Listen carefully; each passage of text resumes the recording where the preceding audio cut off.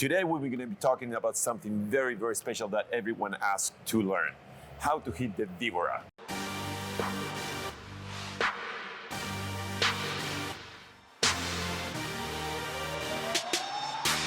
All right, Julian, that's probably one of my favorite shots, my go-to. And it's called the Vibora, right? The snake? Yes. And I think prior to that, it was called el látigo, right? Like the whip. It's kind of similar to a bandeja, but a little bit more an aggressive shot. So let's talk a little bit about when you would use that. When do you hit a bandeja? A bandeja is a positional shot when you're moving backwards and you're trying to maintain your position at the net.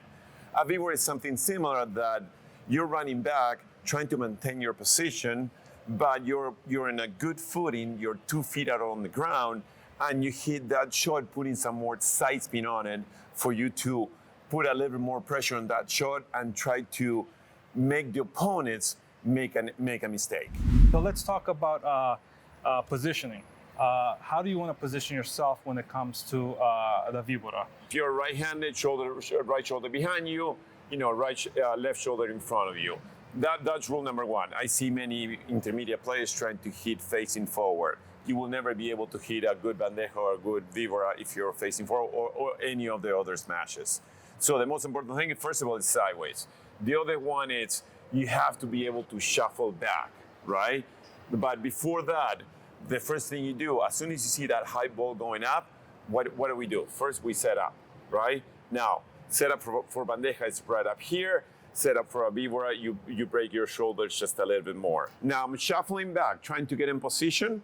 The moment I have the ball right in front of me, that's when I come forward, transfer my whole body weight in my foot in front of me, which is my left because I'm a right-handed, and that's when I strike it. So now let me clarify. When you're doing a bandeja, you're coming up here and you're more using your whole arm and your shoulder coming down the ball, and not as hard. It's more of positioning that ball just to keep the net, correct? To the bandeja, correct. Now, when you're doing the Vibora, you're putting the paddle more on the back of your head. Correct. And you're loosening up your grip a little, just a little bit. So when you're coming down, you feel like almost a whip.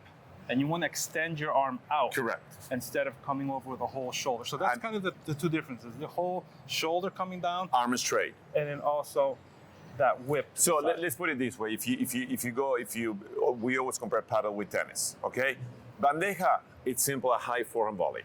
The simple it is. A volley right here, volley here, that's a bandeja. That's a good way of putting it, especially for tennis players who want to start just getting the basics of bandeja.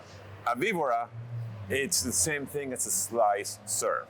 So you hit the ball right here on the slice serve. First, the ball has to be on your right and in front of you when you do a tennis serve. Now the contact point has to be on the side. The Vibora is slightly below, but that's pretty much what it is because you want to put side spin on it. So that side spin, that's what we call a Vibora because it has a wiggly motion. So when you put that side spin on it, that ball touches either the back walls and it moves away from you one way or the other one. The proper technique is this. You're holding, most of the mistakes that everybody does is holding the paddle from here. If you hold it from here, there's no way you can get that whip action. So what I teach my students is to drop and leave that finger off. That's a good technique. Yes. So you got to drop your hand, leave your little pinky off, and what this does, now it loosens your wrist. So when you do it by leaving the pinky off, now automatically your wrist breaks. Now, if you have it right up here, now it's much more difficult to break your wrist. But now by you dropping your hand and leaving that pinky free, now the shot is much easier for you to bring it over. So that's one of the secrets for you to master that Vibora. I remember that because I see a lot of people holding it a little too high. Always. It's a little difficult. Let's talk about strategies. If you're playing the left side, where do you want to hit this ball? Okay, first of all, we're playing a rectangle. The court's a rectangle, right? So always your longest line is going to be cross court. So the idea for you to hit, we're talking if everybody's right-handed, right? So now, if you have the proper technique and the proper grip and you can hit that shot, what I tell all my students, always hit it cross court. And let me tell you why. When you put that side spin on that shot, because of the side spin, that ball is going to touch the back wall and move to the side wall. Very, very difficult to return. So always try to go cross court when you play on the left side. That's a must. And not only that, it's about also aiming. So when you aim, we have 9 panels in the back. So you got to aim always to panel number 7. Always, if you start from left to right, that will be panel number 7 before the side panel. So how important is the Vibora in your aerial shots? Out of all the aerial shots that there are, Well, it's huge. I mean, it's the second safest shots after the bandeja. You know, like we know, the first 3 are the ones that you hit very close to the net, which is the by 4, by 3, and bring it back. The fourth one will be the bandeja, which is the positional shot. The first 3 are put away shots, or when you're trying to put it away. The other one is the bandeja, which is the positional shot. You're not trying to win the point, but maintain your position at the net. And the fifth one is the Vibora, which is similar, like I call it a bandeja on steroids. Yeah. You know what I mean? That you can hit that shot and put more into it. Right. But if you're not in the right position, we have a problem. Right. So it's about you judging the ball constantly and see which shot is the best one for that specific moment. All right, Julian, let's stop the talking and let's get into action. Let's get into the action, So let's show baby. you how it's done. Let's do it.